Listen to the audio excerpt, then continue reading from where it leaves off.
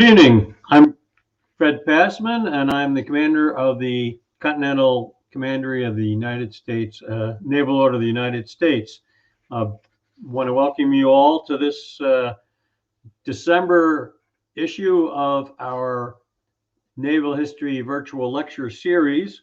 And before I introduce tonight's speaker, just want to remind anybody who doesn't already know that the Naval Order is unique in that we are the oldest American hereditary society in the United States. If you are not yet a member of the Naval Order, you can get more information by going to the Continental Commandery's website, which includes a link to the Naval Order website, where there's information about applying for Naval Order membership. As I think everybody here knows, our primary mission is to commemorate our sea service heroes, important events in our sea service history, and to promote awareness of United States naval history amongst folks who may not be familiar with our rich heritage in that regard. This evening, our presenter is going to be John Landry, same as our lecturer from last month, but this month, John's topic is going to be on the Battle of Coral Sea. As I introduced John last time, he was commissioned in 1962 out of Officer Candidate School and served till 1965, when he returned to graduate school and earned his degrees, both an MBA and his architectural degree, and has spent his career as an architect in the Detroit, spent his career as an architect that was out in California, in Los Angeles area.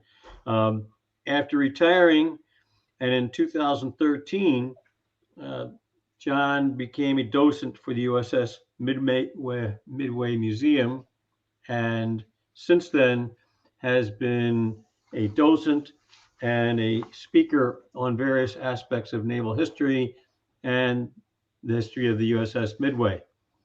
So, John, welcome to us this evening. Well, thank you very much, Fred, and welcome everybody to the USS Midway Museum presentation on the Battle of Coral Sea. We've got a lot to cover, so let's get to it. The screen you see right now is our beloved museum in San Diego, and it's parked at Navy Pier right downtown San Diego. And tonight we're going to talk about the Battle of Coral Sea, which occurred primarily on the period 4 May to 8 May 1942. This is a slide of our famous Dauntless dive bombers, which were very prominent in the battle.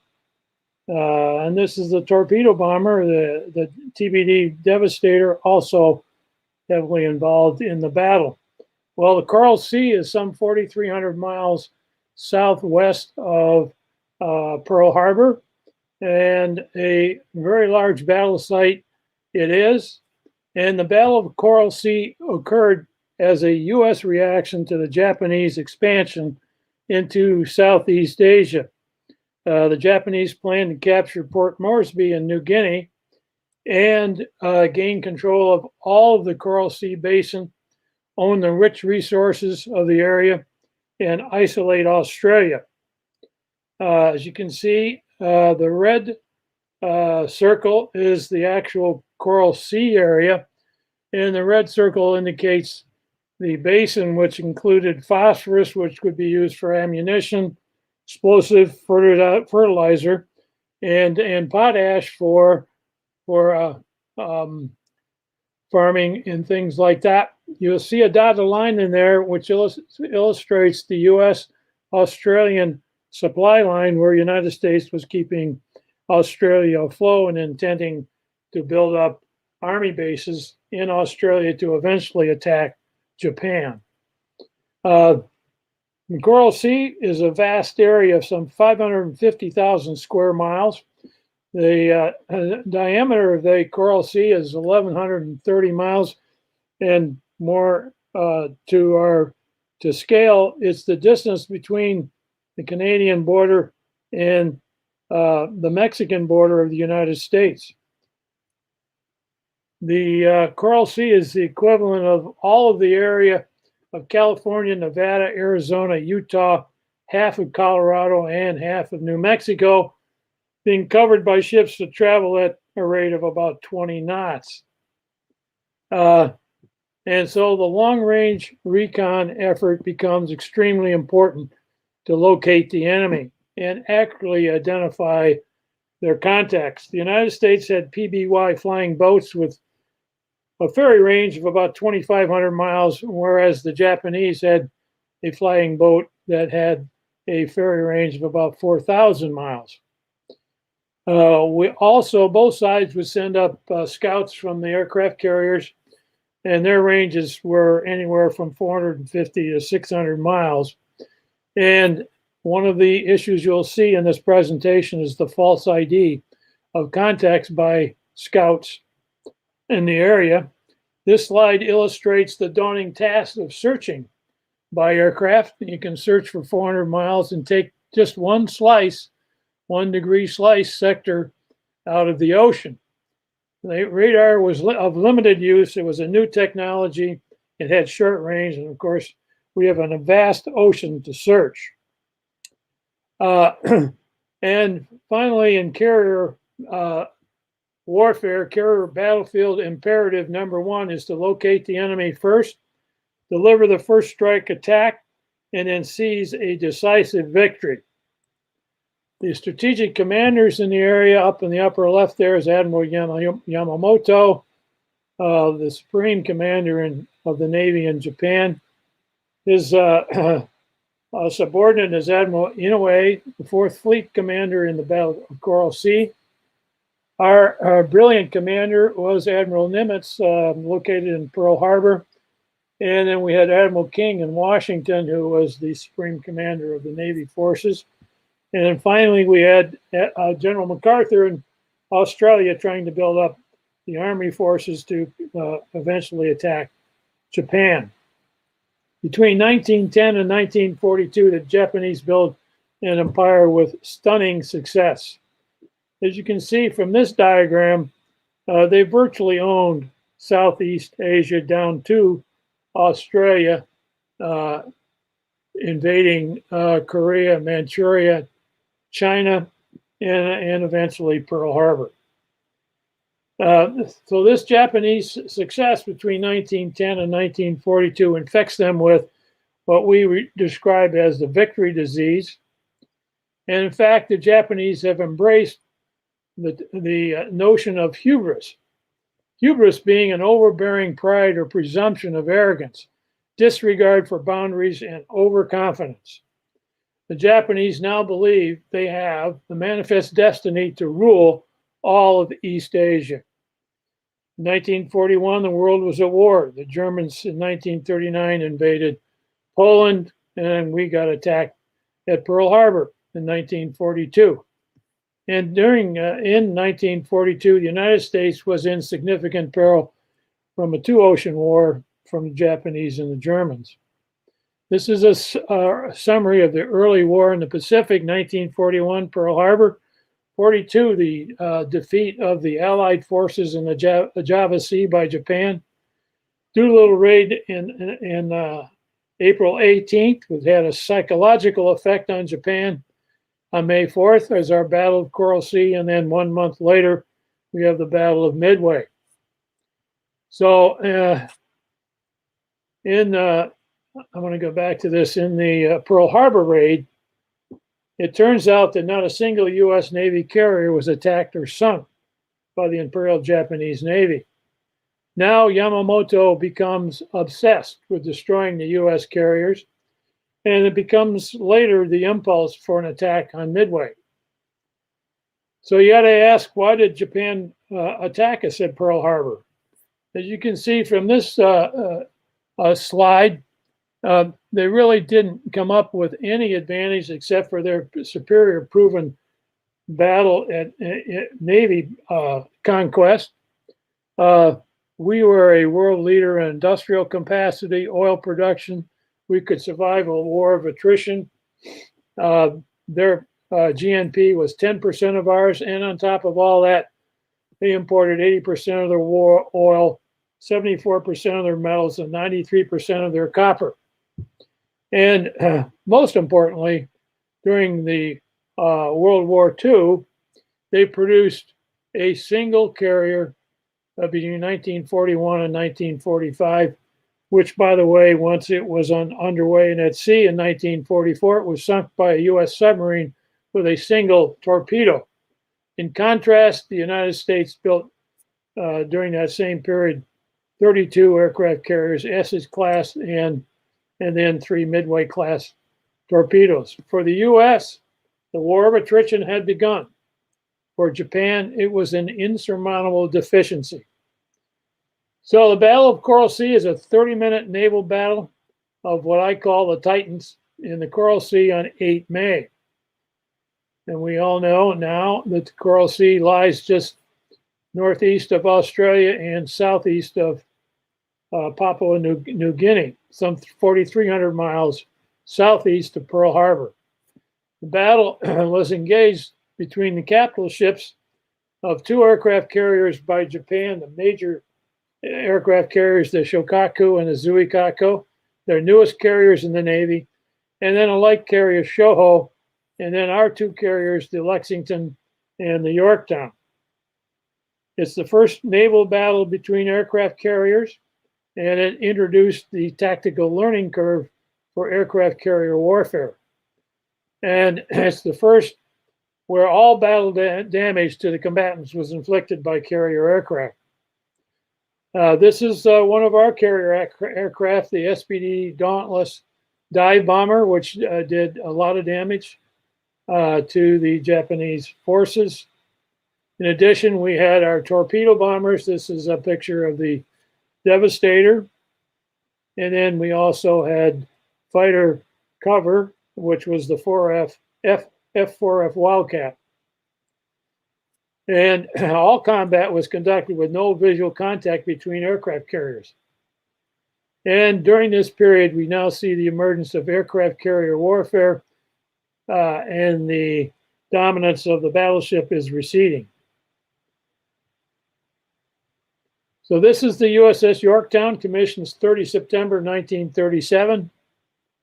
And we now have the second carrier of the U.S. forces, naval forces. This is the Lexington, commissioned 14 December 1927, somewhat older than the Yorktown.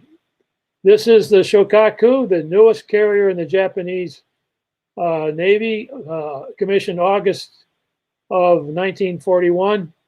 And then their next newest carrier, the Zuikaku, commissioned in September of 1941.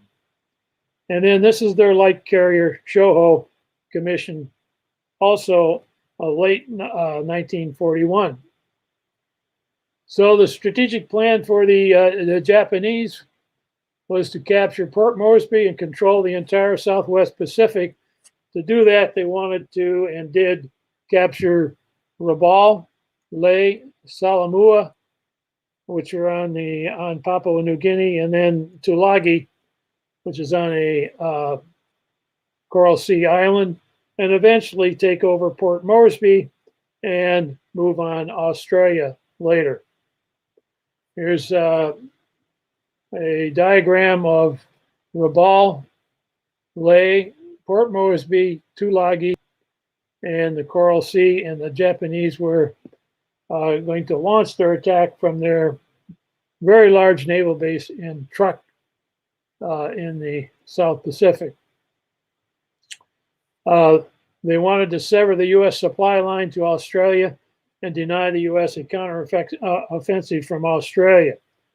As you can see here from the line on the right there, that's our supply line, that dotted line coming in from the right.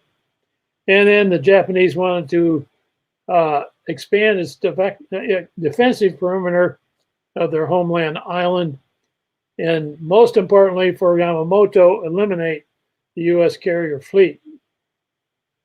Well, the strategic plan was set up by Admiral King in Washington, and it was very simple. Deny Japan any more conquests, South Pacific, maintain our supply line with Australia, and then mount a counteroffensive against Japan from Australia with the U.S. naval forces and those of the Army and MacArthur. This is a simple illustration of our basic strategy.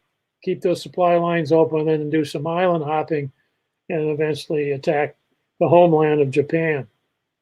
In 1942, make no mistake about it, the Imperial Navy was the largest and most lethal navy in the world. You can see here they had 6 aircraft carriers. Down at the bottom, the 2 Shokaku and Zuikaku participated in the Battle of Coral Sea, and the top 4 participated in the Battle of Midway. This is a survey of their fleet. These 2 carriers were sunk at the Battle of Midway. The Hiro and Soyu also were sunk at the Battle of Midway. And the Japanese had 5 light carriers that participated in both Coral Sea, Midway, and the Alaskan campaign. U.S. Pacific Fleet is composed of the Lexington, Captain Frederick Sherman, hometown Port Huron, right near where I was born and raised. This is the Yorktown with Captain Elliot Buckmaster. The Saratoga at the time of the Coral Sea had torpedo damage and was in Bremerton, Washington, Captain DeWitt Ramsey. We also had the Enterprise with Captain Murray, which participated in the Doolittle raid just about half a month earlier. The Hornet with Captain Michener also participated in the Doolittle raid. And now in March, April, the Japanese were wondering what would they do with their spectacular success. And they called this their phase 2 of the Pacific War. We've seen this before. This is their spectacular success. So option 1 was to attack the naval base at Midway, destroy the U.S. carriers, and then threaten Hawaii. There's no doubt that the Midway operation is the strategic choice. Option 2 was attack Port Moresby, expand to Southeast Asia, gain their rich resources, and actually Port Moresby is strategically a sideshow compared to Midway. Well, now we have the 2 main players in this discussion about which option to take. Option 1 was favored by Admiral Yamamoto, who was a powerful bully, and he demands approval of Midway first. Well, his counterpart Tanaka is also a very firm and able adversary of the Navy, and he says no to Midway, and he says no, never, because it's too far away. Well, Admiral Yamamoto bullies his way and gets an approval of the Midway operation, but the timing is going to change, as we will see. And then during this concession, Admiral Yamamoto makes a strategic blunder.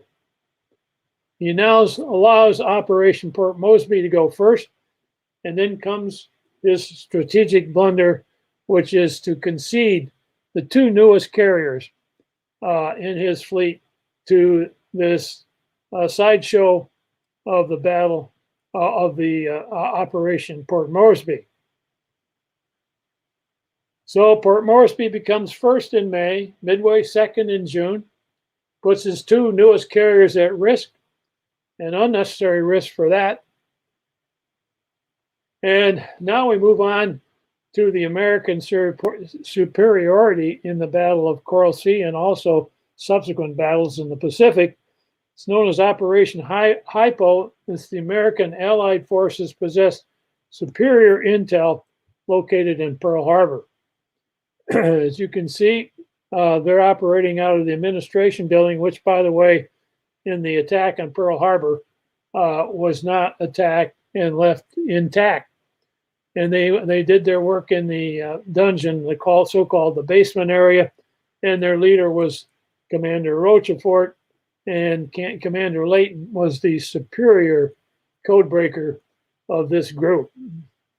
The code forces were located in Australia and in Corregidor while we operated in the Philippines, and then Pearl Harbor and Washington, D.C. And in April of 1942, an amazing thing happens. We break the Japanese Naval and Diplomatic Code JN 25. The Japanese are totally unaware that their code was broken, and the Japanese were counting on a secret attack on Port Moresby, which our code breakers eventually determined their plans. The American commanders in the Battle of Coral Sea eventually would get from our intel service the size and composition of the Japanese forces, actual detail of their operation plan, a periodic location of the carrier force, and the location of their invasion force, and occasional ship movements. Admiral Nimitz trusted his intel operation hypo, and he used it effectively. Prior to the battle, Japan has captured Rabaul, Lae Salamua, and Tulagi. And here you can see in the blue dots what they possessed before the 4 to 8 May Battle of Coral Sea. And from those possessions, they could now blanket the Coral Sea with their seaplane long-range scouts, which put Fletcher and the American forces at some risk if they got inside those areas. Japanese used their flying boat, and when the Japanese captured Lae and Salamua, and Admiral Nimitz found out about it, Admiral Nimitz reacted very strongly to the capture of Lae and Salamua on Papua New Guinea. And immediately he sent Task Force 17 to the Coral Sea. Yorktown, the Lexington, 8 cruisers, 14 destroyers, and 2 oilers. So this is the American force that was sent in April in a reaction to the latest move by the Japanese to take Lae and Salamua. 2 carriers, 2 oilers. We had 8 cruisers and 2 from Australia, and then 14 destroyers. So in the battle commanders in the Battle of Coral Sea were Admiral Inoue, the commander of the 4th Fleet. Admiral Hara was commander of Division 5, the 2 carriers, the 2 new carriers, and the commander of the Coral Sea area was Admiral Takagi. Admiral Nimitz in Pearl Harbor. Admiral Fletcher, who was commander of the Coral Sea forces. Admiral Fitch on the Lexington, who had tactical command of the air wings. In early or late April rather, the Japanese had their carrier divisions sortied up at Truk, their naval base some 350 miles from Rabaul. This is their naval base. It was a major naval base for the Japanese. Carrier force was sortied in next to that base, Carrier Division 5, the 2 carriers, the 3rd carrier Shoho, and then a support force. Then down to Rabaul is the invasion force, and this is the staging at 29 April, just before the Battle of Coral Sea. So the lineup between the Japanese and the American forces were approximately equal. Of course, the Japanese had 5,000, roughly 6,000 troops in the area with troop transports, and they had one oiler and a seaplane tender and a bunch of minesweepers and submarines. So the battlefield plot for 4 to 8 May shows the red rectangle is the area that the Japanese generally operated in. The yellow rectangle is the operational area for the American forces. Takagi in charge of the Japanese forces, and Admiral Fletcher on the Yorktown for the American Navy. So this is the plot for Admiral Fletcher as he plotted his way from roughly 3 May all the way to the final battle on 8 May. And down below, you'll see 2 blue circles. One is the Neosho and the other is the Sims. And this is the plot for the Japanese forces, basically staying north of the American forces. And then here's the combined plot, give you an overview of how these 2 forces kind of parried one another during the 4 May to 8 May Battle of Coral Sea. And you can focus on the white circle in the middle. We'll talk about this in a little bit, but at that point, both the American and the Japanese carriers were about 70 miles distant from one another, but never did engage at that point, and we'll talk about that in a little bit. And at 4 May, the Japanese are unaware that Fletcher and our forces are operating in the Coral Sea. So the period between 4 May and 6 May is a period of search. Attack the Japanese forces at Tulagi, refuel, misidentify contacts, search again, and that is the general view of the American effort. On 4 May, this is the track for Fletcher where he heads north. At this point, all the Japanese forces are about 400 miles north of Tulagi, refueling. Fletcher takes the opportunity to attack the Japanese forces at Tulagi. He runs 3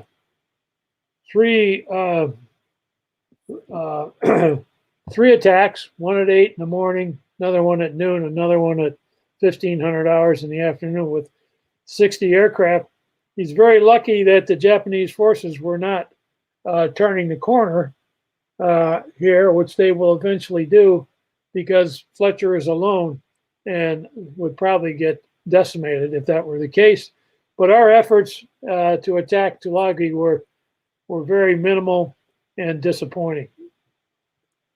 Now that the forces in Tulagi have been attacked, Takagi is aware that we have at least one carrier in the area, and he stops refueling and steams to the Coral Sea, intent on destroying the U.S. carrier. So on 5 to 6 May, these are the movement of the American Navy and the Japanese forces. Down below, we have Fletcher basically refueling and doing a recon effort to try to locate the enemy with no results. Then on 6 May, the Japanese flying boat does locate Fletcher and Task Force 17. He correctly reports the location of Fletcher and reports that back to Takagi at 1000 hours in the morning on 6 May. Immediately, Takagi orders his 2 aircraft carriers to head south, starting at 1000 hours, and engage Fletcher. So he heads south, and he's roughly maybe 200 miles away. And then at about 8 o'clock in the evening, 2000 hours, it's getting dark, and Takagi decides he's not going to attack. In fact, Fletcher is covered by some low clouds, and he turns around, as you can see here, and goes back and parks his carriers a little further north at 2400 hours. So the American forces would have been surprised. Takagi would have had a first strike attack, but that didn't happen.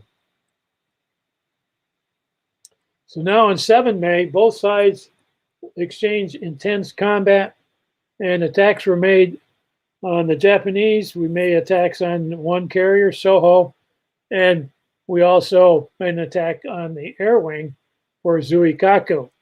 The American oiler Neosho is attacked by the Japanese, as is its escort, the destroyer Sims. So at 600 hours in the morning, a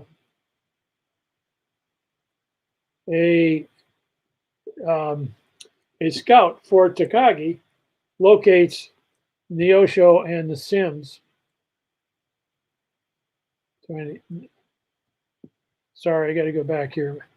So his scout at 7:22 in the morning reports one carrier and one cruiser, when actually it's an oiler and a destroyer.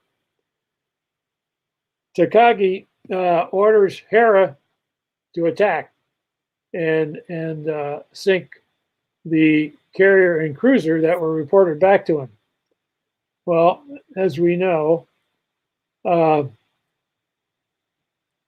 they attack both Neosho and Sims. Neosho gets hit with 7 bombs, major damage. Sims get hits with 3 bombs and sinks immediately. And now Fletcher has limited refueling capacity with only 1 oiler remaining. And that oiler drifts in the ocean for 4 days and is in danger of breaking up and sinking.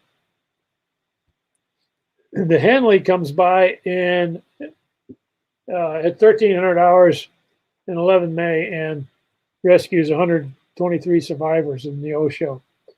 During that fiery trip for the Neosho, Chief Water Tender Peterson performs his acts of bravery, and he receives on December 7th, 1942, he receives the Medal of Honor. At this point, the Japanese still do not know the location of Fletcher on 7 May. But on 7 May, based on our American Operation Hypo at Pearl Harbor, from information received on 6 May, Fletcher gets a location of where Takagi is. And so he sends a recon mission out. He sends 10 dive bombers looking for the main carrier force. And as you can see, Takagi is over to the right on this display. But it turns out that our scouts search to the north and west. And eventually, the Yorktown scout locates the Port Moresby invasion force. And our scout sees the invasion force, and he erroneously coded a contact report showing 2 carriers and 4 cruisers, when actually what he saw was 1 light carrier, the Shoho. Fletcher believes he's located the main carrier force, decides to launch an all-out attack. He sends 93 aircraft from the Lexington and the Yorktown, some 250 miles to the target.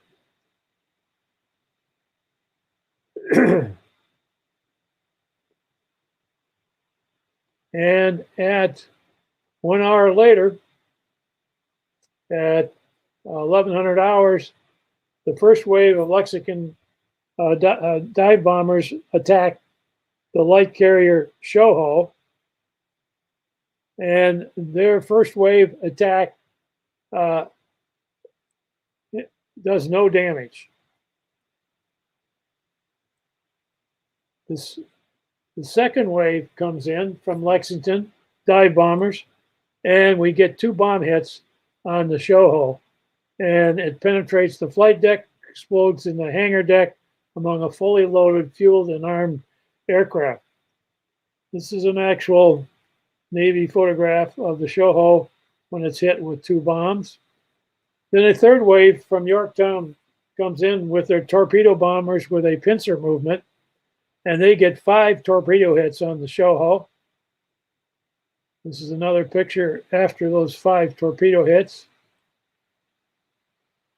And then there's a fourth wave of dive bombers coming in from the Yorktown. Believe it or not, they get 11 bomb hits. And then the fifth wave comes in from the Yorktown. They get 10 more torpedo hits. Show hull is mortally wounded. Commander Dixon, who is one of our heroes of the Battle of Coral Sea, radios back to Fletcher, scratch 1 flat top. This becomes a famous quote for the Battle of Coral Sea. At 11:30, show hull abandons ships, and 3 minutes later, it sinks with 834 casualties. At this point, Admiral Inouye now recalls the Port Moresby invasion force to Rabaul, and now the odds of holding Port Moresby tip in favor of the U.S. and its allies. And we see here the uncertainties of the battle were displayed in our recon pilot miscode of his contact. So now Inouye retires his forces. And now the Japanese still are unsure if the exact location of Fletcher. But on 7 May, the United States Navy shatters the air wing of Zuikaku naval force. Admiral Hara gets a report from his scout at 1500 hours on 7 May. And the scout reports that he sees one carrier, the scout reports that he sees a carrier force and reports that back to Takagi, and Hara sends his first wave of scouts to confirm. He sends 8 scout bombers with his most experienced pilots to check out this contact. 1 hour later, Hara gets nervous and he sends a second wave of 12 dive bombers and 15 torpedo bombers. 1.5 hours later, they're returning, having not found any aircraft carrier forces of the United States. So the second wave is coming back with 27 aircraft, but the Yorktown picks them up on radar. And Fletcher sends 11 U.S. fighters, which were vectored to their target by the Yorktown radar. And now at 1700 hours, we have a dogfight between the U.S. and the Japanese pilots. We down 9 of their aircraft. We lose 3. But oddly enough, at 2000 hours, the remaining Japanese fighters are looking to return and land on the Zuikaku. They actually misidentify the Yorktown as their carrier and come in and try to land on the Yorktown. And of course, the Yorktown opens up with AA and drives the pilots off. And now they find the pilots find their carrier, the Zuikaku. But when they try to land at night, this is what happens. 11 of their aircraft are lost in their night landings. So it turns out there's a aircraft loss of 20 aircraft for the air wing of the Zuikaku. That air wing is shattered and the Zuikaku becomes ineffective as a fighting force. And eventually they're taken out of action on 9 May and will be unavailable for the Battle of Midway. And Admiral Hera pays a steep price for his impatience. Here we come to 8 May, the Battle of the Yorktown, Lexington, Zuikaku, and Suikaku. On this day, after all the searching in the vastness of the Coral Sea, the battle boils down to a patch of ocean of 150 miles square. You can see it here, about 500 miles southeast of Port Moresby and about 300 miles southwest of Tulagi.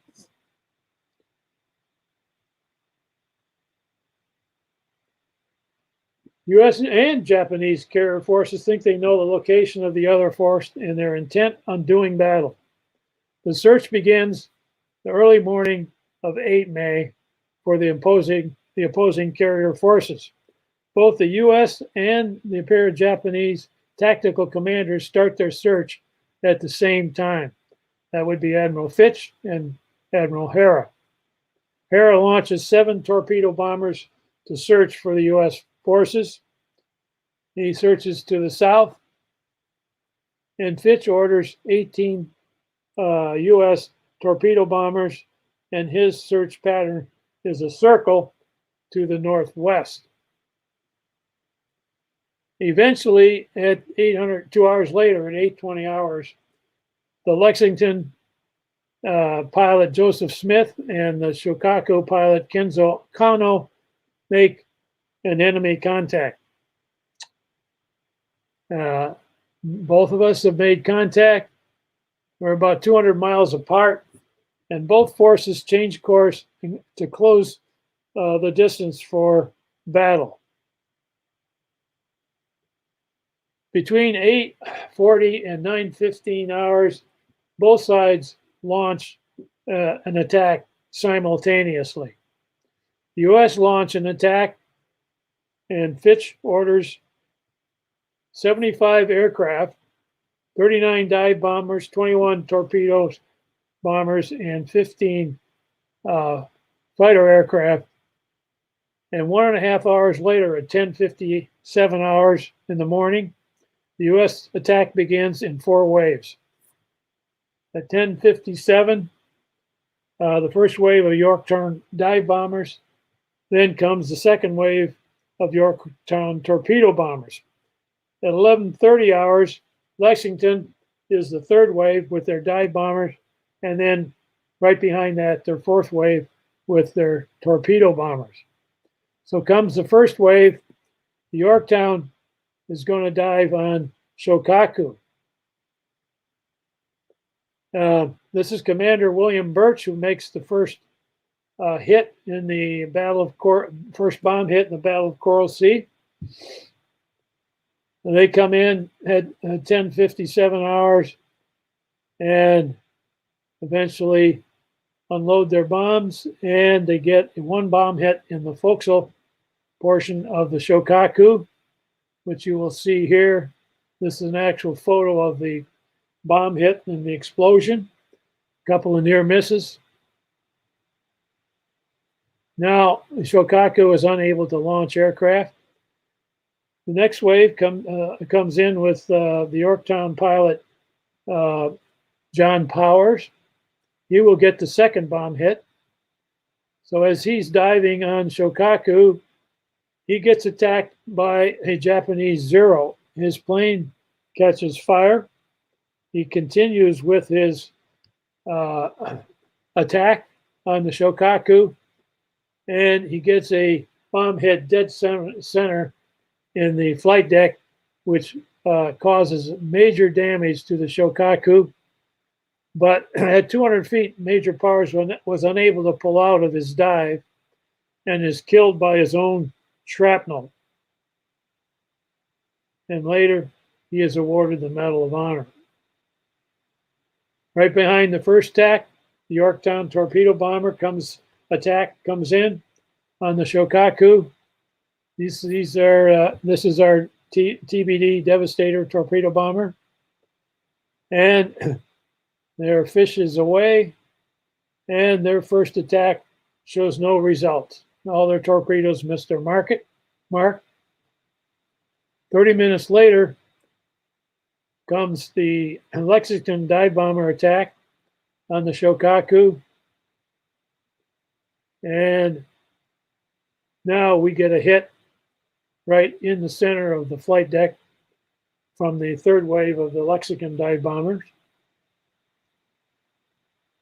And the remainder of our dive bombers can't locate either one of the Japanese carriers, so they return to their ship. A few moments later, however, cloud cover lifts, and now the Zuikaku, which was under cloud cover, becomes a target. And the Lexington dive bombers dive on the Zuikaku.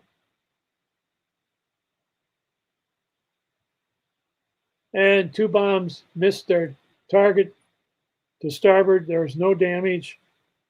And then a few moments later, the fourth wave comes in from Lexington, our torpedo bombers, and they fire no less than 11 torpedoes, and they get no hits. So now comes the question of our Mark 13 torpedo. The commanders, after action reports, claimed torpedo hits, but in actuality, there were no torpedo hits made. This is a picture of our Mark 13 torpedo, which has proven to be a defective torpedo and was clearly exposed in this battle. It took 2 more years until 1944 for design changes to make the Mark 13 torpedo an effective weapon. The after action report, we get 3 bomb hits on the Shokaku. We did major damage to the flight deck. As you can see here, they're unable to launch aircraft. Shokaku retreats from the battlefield. The air wing for the Zuikaku was shattered on 7 May. They escaped our attacks on 8 May. And now the Japanese mount an attack which was simultaneous with the U.S. attack. Takagi launches 69 aircraft, 33 dive bombers, 18 torpedo bombers, and 18 Zeros. And 2 hours later, the attack begins in 2 waves. The first attack comes on the Yorktown with 4 torpedo bombers. These torpedo bombers are coming from both the Shokaku and the Zuikaku. The attack is made, and their first attack on the Yorktown shows no results. All the torpedoes missed with the evasive action that Yorktown was taken. But now 14 torpedo bombers attack the Lexington in a pincer attack coming from both sides. And now the Lexington is hit with 2 torpedo hits. It bucks the port aviation storage tank, ruptured their water mains, but the ship still could make 24 knots. Shortly thereafter comes another attack on the Lexington. And the Japanese dive bombers make 2 bomb hits on the Lexington, one in the flight deck and one in the island, as you can see here. And this is an illustration that the Lexington has taken 4 hits, 2 torpedoes low, one in the flight deck, and then one right down the stack in the island. We see massive flooding, damage to the forward ammunition locker, and the dive bombers have done significant damage to the Lexington. Immediately thereafter comes another attack from the Japanese on the Yorktown. And this is at 11:20 hours in the morning. And these dive bombers make a hit right in the middle of the flight deck of the Yorktown. It explodes the center of the flight deck and penetrates 4 decks down, killing or wounding 66, knocked out our superheated boilers, and made major structural damage to the Yorktown. There were near misses that actually inflicted more structural damage to the ship. This is looking from the hangar deck up through the flight deck where the Japanese bomb penetrated. This is 4 decks down, showing the damage to the deck from the Japanese dive bombers. During the effort to save the Yorktown, Lieutenant Ricketts leads a damage control team and is mortally wounded.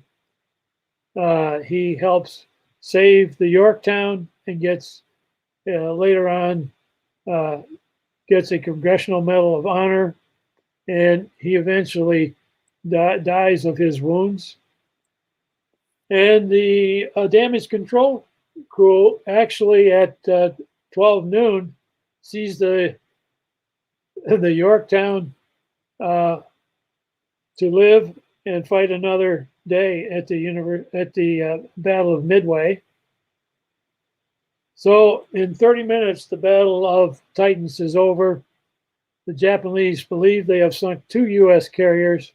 The Yorktown, however, returns to Pearl Harbor for repairs and fights another day at the Battle of Midway. After combat at the Battle of Coral Sea, the Lady Lexington fights to survive. At 12:30 hours, they've managed to put out the fires and restore an operational condition through their heroic efforts of the damage control party. However, at 12:47 hours, there was a massive explosion. Fumes from a ruptured gas tank filled the hangar deck. Electric motor ignited it and produced the explosion. 3 hours later, there's another explosion, which rocked the forecastle in the Lexington. As you can see, there was one aircraft here that was jettisoned. And 1.5 hours later, there's a final explosion, starting more large fires. The Lexington seems to be doomed. And 3 hours later, at 1700 hours, the Captain Sherman orders abandoned ship. You can see our sailors rappelling down ropes over the side of the Lexington. And at 1800 hours, we still have the captain, Admiral Fitch, and the XO on board. And it's at this point that Captain Sherman orders abandoned ship. And at 1900 hours, the destroyer Phelps fires 5 torpedoes into the Lexington. 216 of the ship's crew go down with the ship. Admiral Inouye orders his forces to retreat and postpones the invasion of Port Moresby till 3 July. He orders Takagi to leave the area. And Admiral Nimitz sees that the invasion of Port Moresby has been denied. For the Japanese, it's the beginning of the end of World War II. This after-action report sees Japanese lose a carrier. They put 2 of their newest carriers out of commission for the Battle of Midway. They lose 62 aircraft and have 1,074 casualties. We've used 1 carrier. We have damage to the Yorktown. We lose 66 aircraft and we have 543 casualties. We lose the destroyer Sims and the Osho, and we sink some of the minor naval ships for the Japanese. We see 4 Medal of Honor recipients. Lieutenant John Powers, killed in action as a pilot on Yorktown. Lieutenant Ricketts, under damage control on the Yorktown, killed in action. Oscar Peterson Engineering on the Neosho, killed in action, and Lieutenant William Hall, a brave pilot in the Battle of Coral Sea from the Lexington. He survives the battle. So the after-action analysis, hubris, and the victory today resulted in rank dysfunctional infighting and forceful bullying by Admiral Yamamoto. Japan was led into a colossal strategic blunder in Operation Port Moresby. The two newest carriers were put out of action. For the U.S., the Japanese advance was stopped. Australia was saved. Australia now can be used as a base. Our intel broke the Japanese code and was useful for the rest of the war. And the Japanese, of course, were shorthanded in the Battle of Midway for their carrier force. The U.S. achieved its primary objective, halted the expansion of Japan's empire in Southeast Asia, and Japan was handed their first taste of an unsuccessful campaign in the Pacific theater. And finally, the Battle of Coral Sea leaves us with a question. What if Yamamoto had refused to cede two carriers in the Port Moresby invasion, and Yamamoto had 6 carriers instead of 4 to attack the U.S. carrier fleet at the Battle of Midway on 4 June? What is your answer? My answer is we would have sunk 6 carriers at the Battle of Midway.